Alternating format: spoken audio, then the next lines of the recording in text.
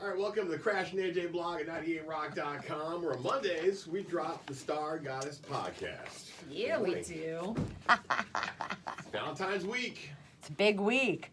So where do we start here, Janet? What's the Well, theme going into the big this thing is Venus, the planet of love, is on the move. It's leaving the sign of Pisces and gone into the sign of Aries. And I like Venus in Aries. It's a much more aggressive kind of sign. It's a fire sign. It's very demonstrative in how it feels. And wherever Venus goes is where it expands the love principle in your life and draws things to you that you don't really have to work for. They just kind of come to you in a sense. Okay. And so I think it's important to know what area of you, I mean, not all of us, it's not all going to be in our love life. For some of us, it'll be finances, for others, work. So it's important to know where you're going to feel the love.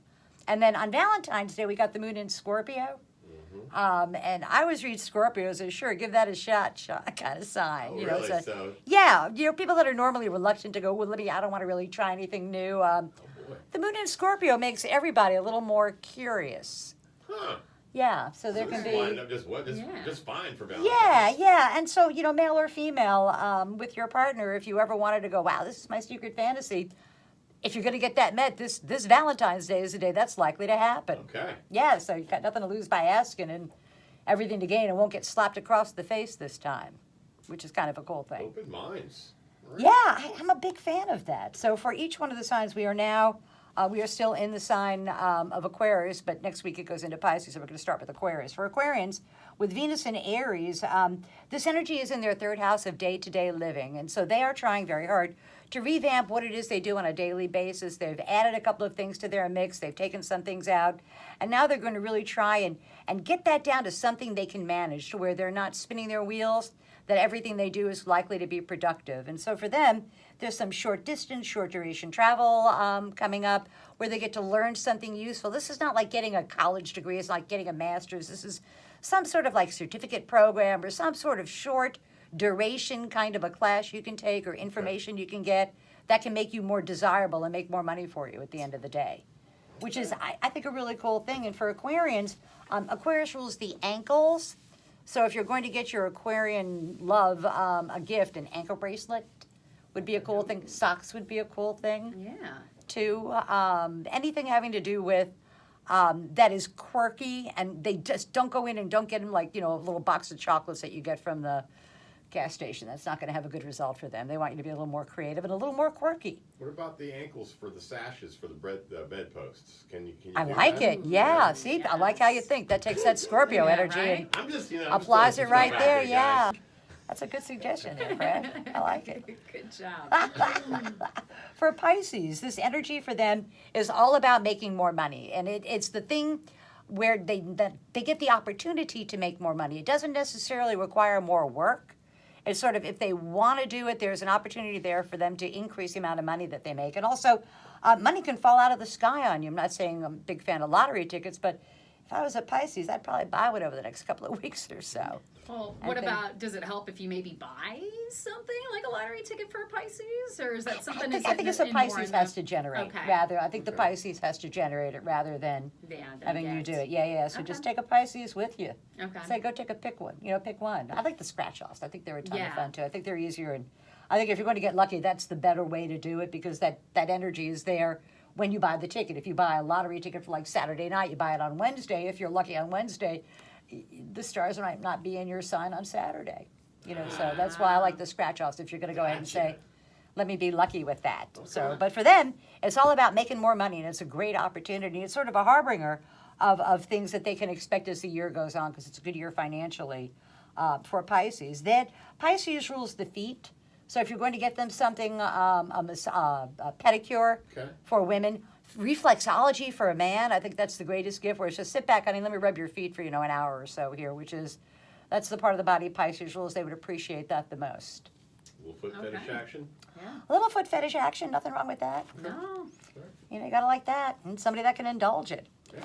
For Aries, Venus is in their sign, and this is the first time in 14 months that Venus has gone into Aries. So for them, it's all about them being gratified, them getting what they want, getting what they need.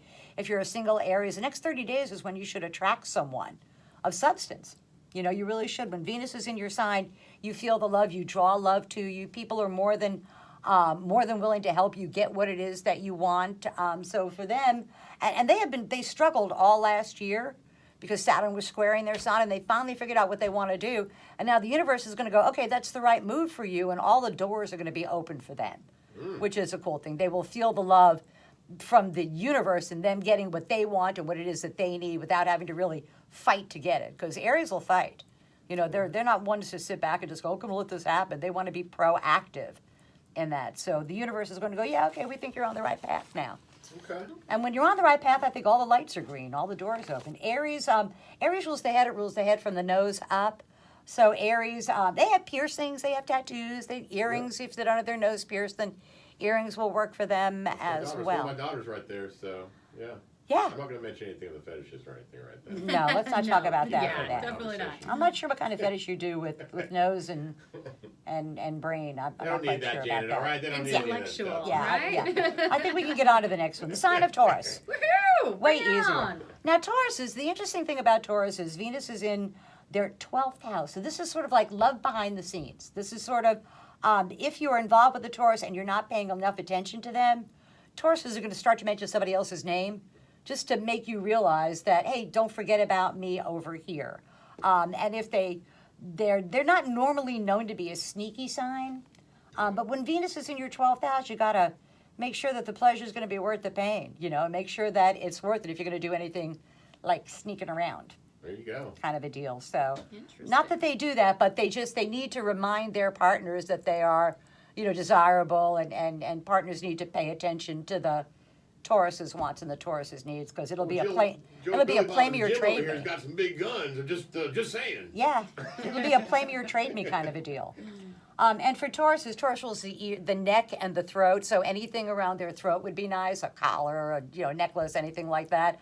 But they are the most sensuous sign in the zodiac. So something like a sensuous massage or a sensuous bubble bath kind of stuff. Anything that allows the Taurus to indulge themselves. If you're going to get them chocolate, it better be Godiva.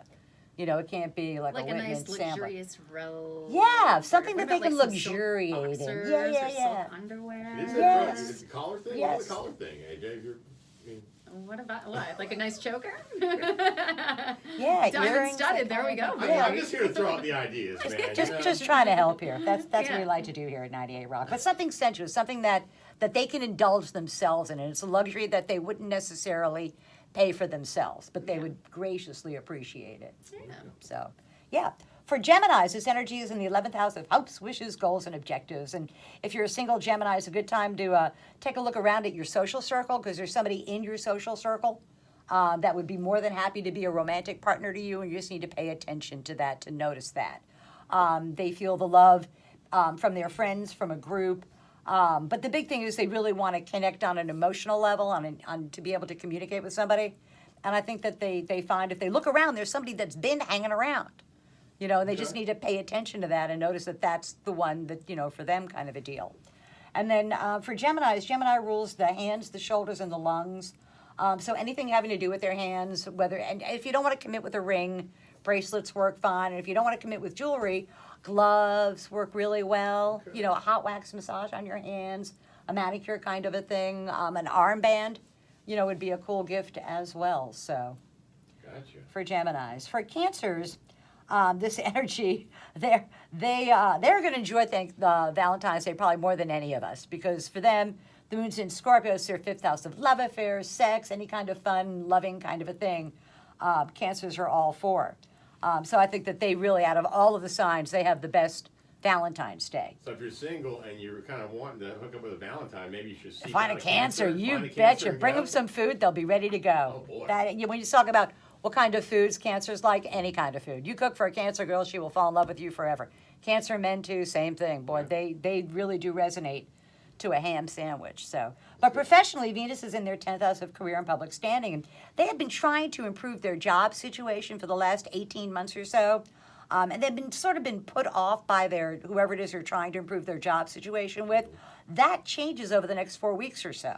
And if they were going to be successful in advancing their career where they are at, that will occur over the next 4 weeks or so. And if they haven't, then they need to take this energy and say, I'm going to find a better job with better pay, and they can do that by the summer, by June. For Leos, you ask inquisitively. For Leos, this energy, Venus in Aries is their 9th house of the law. The last 30 days or so, Leos have been undergoing a state of the soul check. They've been looking around their lives saying, okay, this is working out good, this is working out good, not so good. But they have identified the areas that they're ready to make those changes on. And that all occurs starting this week with Venus going into their 9th house, where the 9th house is reaching a broader audience with their words. It is reaching out to the world at large, rather than being internally driven with an internal dialogue. They really want to take their show on the road. Is what they really want to do, and it's taken them a while to decide where it is they want to put their energy. But that has all changed now, and they're ready to take it out and say, okay, this is where I want to go with it. Are Leos overthinkers? I think it takes me a long time to make up my mind on something. I think it's a good idea to take a long time to make up your mind, to be sure what it is that you want to do. And the big thing with People think Leos it's is what too they long do, for some reason. they got to be the star. They have to be the star. So whatever it is that they do, they have to know that they're going to be the boss. They're going to be in charge of whatever it is that they decide to do. So like if you're going to start a band, you're going to be the lead singer. Right. You're not going to be the bass player in a band. You're going to be the head guy. You're going to be the out front guy. Legal matters go very well for Leos. Contracts, negotiations are very favorable for them. If you're negotiating, if you're negotiating a contract, you have the upper hand in that negotiation now. Yeah, there's a little bit of that going on. Yeah, well, and you can cut yourself a pretty good deal. And the other thing for Leos is if they need to, a really good bluff will work for them too. Nice. Yeah. Every now and then you gotta. A good bluff will work for Leos. And Leos, anything gold, and it doesn't not fake gold. If you're going to get them something, it's got to be shiny. It's got to be bright. It can't be a dull, depressing thing. They would rather have one really nice quality thing rather than a bunch of little small quality things. The only exception for that is earrings. You can go ahead and get them big chandelier earrings or something like that. They don't have to be. Yeah, they don't have to be. Yeah, they don't have to be all diamonds. Yeah. Yeah. But they don't like cheap stuff. They have no sense of humor about that. Yeah. And what they do is they take that personally, and they think by giving me something cheap, you think of me cheaply. And there's not a Leo on earth that thinks that's a good idea. They're the kings and queens, and you need to respect that. All right. So, for Virgos, you can get them a toaster. Actually, they're the kind of sign. It's a very practical sign. Anything that's practical, you can get a Virgo. I don't think you should get a toaster that says, like, I love you, or hey, you're the butter to my bread, baby. Yes. Personalized toaster. Yeah, they are. Anything personalized for a Virgo would be good, but a personalized tool would be even better. They're the kind of things you can get a manicure kit for. Yeah. Because they always take good care of their hands, so they can point out everything you're doing wrong. But if you get a nice little manicure kit, they would like that as well too. Anything having to do with their hands. What about feet, though? Like personalized socks? Would that be a good idea? That would be not for a Virgo. A Virgo would give that as a gift. Okay. It's like a things remember kind of thing, where engraved anything, right? Yes, engraved anything. Yes. Okay. Yes, memorize. Memorializing the day we met. That was not a things remember commercial, by the way. Yes. Yes, that was just a voluntary thing. They do things remembered. And the thing about Virgos is they do very well financially. They benefit from other people's resources flowing. That's so funny. I just got an RV that I benefited from somebody else's resource. Oh, nice. I really appreciate it. Yeah. Yeah, sure, you can park it at my property. I'll keep an eye on it for you. Yeah. They benefit from other people's resources. Money almost falls out of the sky on them. So I think they should pick the tab up at dinner one way or the other, man or woman. Hey now. I do. I think that when you have the resources, it's part of that money flow to give away. Yeah. There's the idea that to keep the money flow going, you want to give away or spend half of everything you get. Mm-hmm. And that keeps the money, that when you hoard money, when you hoard stuff, you end up stopping the universe from bestowing good things on you. So interesting. So I guess I get to pick up the check. Yay, Nothing party. wrong with that. Yeah, party at my house. So you're saying that for Valentine's I should have alligator arms at the table and it's gonna go. Yeah, it's like a T-Rex arm. So it's to stay right in like this. Like, Yeah. And I think that's fair. Men take you out to dinner and they give you gifts and stuff, and they're lucky they get a ham sandwich and a happy ending. You pick up the tab, they'll be even happier. For Libra, you ask inquisitively. Libra, Aries is in their 7th house of partners, and Libras have really struggled the last year or so with Saturn squaring their sign. It has been very challenging for them as Bruce Arians would probably tell everybody. But Venus opposing their sign means that partners are on the same page with them and that they can align with a partner, that the two of them together are better than either one of them are apart. Venus, if the Libra's been having trouble in their relationships, Venus in Aries will pour oil on those rough waters to kind of smooth them out a little bit, that their relationships go much more favorably for them than they have in the recent past. So, and that's a good news because Libras are the most partner-oriented of all of the signs of the zodiac. If their partnerships are wrong, their whole world is wrong. What month is it again?